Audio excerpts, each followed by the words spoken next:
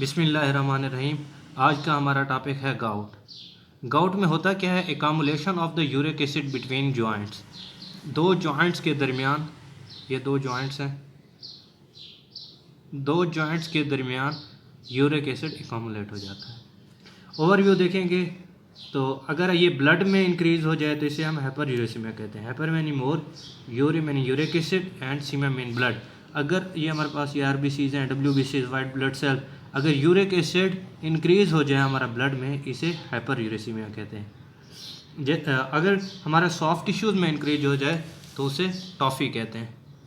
एकामुलेशन of uric acid in soft tissues is called as toffee.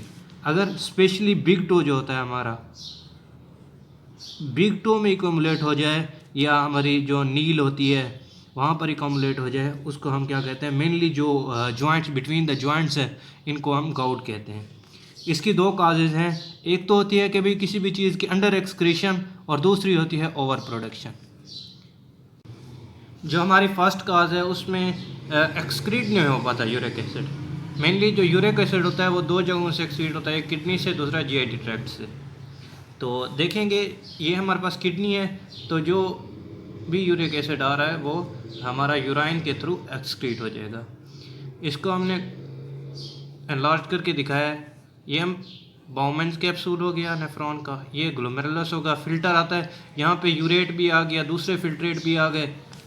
ये जो cell है हमारे पास, ये प्रॉक्सिमल कन्वोल्यूटेड ट्यूब्यूल का पार्ट देख लेते हैं। तो ये हमारे पास रीनल एपिथेलियल सेल हैं, और ये हमारे पास जो हमारे पास पेरीट्यूबुलर कैपरीज हैं, जिन्होंने रीनल ट्यूब्यूल्स वगैरह को सबको घेरा हुआ होता है। तो ये हमारे पास ब्लड वेसल है। ये मज़ीद एनलार्ज करके दिखाया हुआ, ये वही ग्लोमेरुलस, बाउमेंस कैप्सूल, यूरेट भी आ रहा है, इंक्रीज़ हो रहा है, हमारे पास फिल्ट्रेट भी इंक्रीज़ हो रहा है। ये रीनल एपिथेलियल सेल है। रीनल एपिथेलियल सेल की दो सरफेसेज होती हैं। एक तो हमारे पास जो होती है ल्यूमिनल सरफेस, ये है ल्यूमन, ल्यूमिनल वाली जगह पे ल्यूमिनल सरफेस, और ये वाली जो है बेजल सरफेस होती है। In case of the lactic acidosis, lactic acidosis में क्या होता है? ये लैक्टेट इंक्रीज़ हो रहा है, लैक्टेट इंक्रीज़ हो रहा है, लैक्टेट इंक्रीज़ हो रहा है। जब लैक्टेट इंक्रीज़ होगा तो एज अ एंटीपोर्टर काम करते हैं लैक्टेट और यूरिक एसिड। यहाँ पे एक प्रोटीन होती है जो कि एंटीपोर्टर काम करती है। लैक्टेट इधर जाता है और uric acid renal epithelial cell through the luminal surface. उसके बाद बेजल सरफेस के थ्रू ये ब्लड में चला जाता है। तो इसका क्या मतलब हुआ? लैक्टिक एसिडोसिस में जब लैक्टेट की अमाउंट बढ़ती है तो यूरिक एसिड जो फिल्टर हुआ था वो दोबारा ब्लड में बढ़ना शुरू हो गया है, जिसे हम हाइपर यूरेसीमिया कहते हैं। In case of the lactic acidosis uric acid, इसका क्या मतलब है? Under excretion. अच्छा, कुछ ना कुछ एक्सक्रीट हो रहा है, यूरिक एसिड एक्सक्रीट हो रहा है, लेकिन एसिडिक इन्वायरमेंट है, लैक्टेट है, एनाइन गैप इंक्रीज हो गया है, तो ये क्या हो जाता है? इकामुलेट हो जाता है। ये सॉल्युबल नहीं होता। एसिडोसिस की वजह से अगर सॉल्युबल ना हो तो किडनी भी डैमेज हो सकते हैं, तो किडनी स्टोन हो जाता है। Second cause is the excessive production of the uric acid. How we see that uric acid produce? First of all, ribose 5-phosphate. This is the ribose, and at the 5 position phosphate, ribose 5-phosphate. In the presence of PRPP, ribose 5-phosphate synthetase, it is converted into PRPP. PRPP mainly converted into their nucleotides inosine monophosphate, adenine monophosphate, and guanine monophosphate. Then its degradation, it is converted into the uric acid increased level. How it increases uric acid level? During excessive production or degradation, if activity of PRP synthetase increases, it increases the amount of PRPP and more production of the uric acid. Uric acid increases in amount. How it correlates with other diseases? It may correlate with von Grech disease. Here von Grech disease, glycogen, that is the highly branched. Here may see glucose, all are glucose, 1,4-phosphate, glucose 1,6-phosphate. In case of von Grech disease or glycogen storage disease 1, glycogen completely not converted into the glucose. Here it is glucose. Enzyme separate here glucose into their phosphate at the one position. It is called as glucose 1-phosphate, then converted into phosphoglucomutase. Phosphoglucomutase. Mutase means it convert at one position to 6 position. Then it converted into at their 6th position, glucose 6-phosphate. In case of von Wrigg disease, glucose 6-phosphate is absent. If it is absent, increase in the concentration of glucose 6-phosphate. If there is increased concentration of the glucose 6-phosphate, it may go to the HMP shunt pathway. Here it increases the ribose 5-phosphate. Here ribose 5-phosphate, it may increase into the uric acid concentration level increases.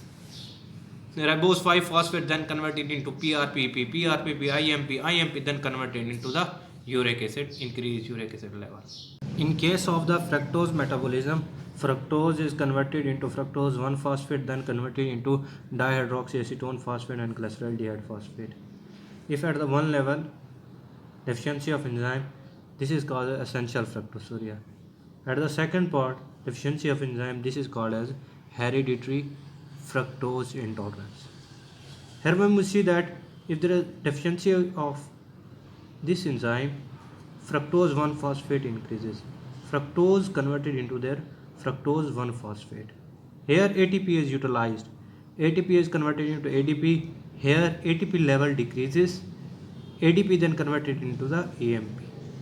Phosphate group converted at their first position, fructose 1-phosphate, AMP level rises. Here AMP level rises, it may convert it into uric acid. Last cause is the deficiency of enzyme hypoxanthine guanosine phosphoribosyl transferase. Here we see adenine converted into their AMP adenosine monophosphate, guanine converted into the GMP guanosine monophosphate in the presence of PRPP. Here this enzyme absent. In case of Lesch-Nyhan syndrome, this enzyme absent. If this enzyme absent, increase in the concentration of PRPP. If increase in the concentration of PRPP, it converted into the IMP converted into the hypoxanthine xanthine uric acid level increases. These are the main causes of the excess production of the uric acid. Then we should discuss the treatment of the uric acid. Two types of treatment in case of the gout. One is the acute attacks of the gout and long-term treatment. In case of acute attacks of the gout, patient first comes to the doctor and admitted for 1 to 3 hours, and he is given the steroidal or non-steroidal drugs. He has a pain in its big toe. As we see here, in case of acute attack, if it is a big toe and there is a joint accumulation of the hair, it is a uric acid. Then our immune system, monocytes, lymphocytes came here and causes the inflammation. To reduce this inflammation, we use the drugs colicin. As we see here, colicin drugs, it attacks on the neutrophil. It attacks on the microtubules. If there is a microtubules attack, it may not go beautiful. It cannot move towards the inflammation center. Hence, pain is reduced. If we move towards the long-term treatment, we give him the analogs such as the allopurinol. It affects on the xanthine oxide. Here we see, in case xanthine converted into the uric acid in the presence of xanthine oxidase. Allopurinol inhibits it, and xanthine does not convert it into the uric acid level. In case of the long treatment, we may reduce the concentration of the uric acid. Thank you so much. Please subscribe and like it.